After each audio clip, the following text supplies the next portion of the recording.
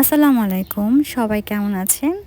আজ যে রেসিপিটি নিয়ে এসেছি, এই রেসিপিটির জন্য অনেকদিন ধরেই অনেক রিকোয়েস্ট পাচ্ছিলাম। সেই পুডিং এবং ফ্লান রেসিপিটির জন্য প্রথমেই আমরা নিয়ে নিচ্ছি রুম টেম্পারেচারে থাকা 4টি ডিম।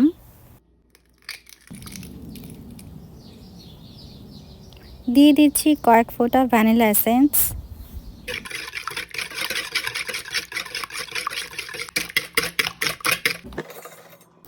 এবার আমি 4টি ডিমের সাথে একটি কনডেন্স মিল্ক এবং 2টি ইভাপোরেটেড মিল্ক নিচ্ছি।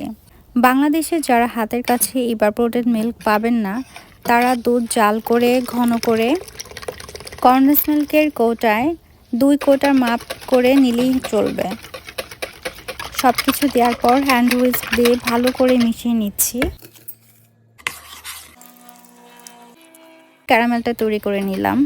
অনেকেই আমাকে অনেকবার জিজ্ঞেস করেছেন ক্যারামেলটা হচ্ছে না। আপনাদের যদি ক্যারামেল তৈরি করার ভিডিও লাগে অবশ্যই কমেন্ট করে জানাবেন, আমি চেষ্টা করব ভিডিও শেয়ার করার। এখন আমি ক্যারামেলটা ঠান্ডা হওয়ার পরে মিশ্রণটি ছাঁকনিতে ছেঁকে দিচ্ছি। ছেঁকে দেওয়ার কারণে পুডিংটির মধ্যে কোনো বাবলস ক্রিয়েট হবে না। ওভেনে বেকিং ট্রেতে গরম পানির মধ্যে আমি 2টি পুডিং বসিয়ে দিয়েছিলাম। 350 ডিগ্রি ফারেনহাইটে আমি ওভেনটি প্রিহিট করে 40 থেকে 45 মিনিটের জন্য আমি পুডিংটি বেক করব।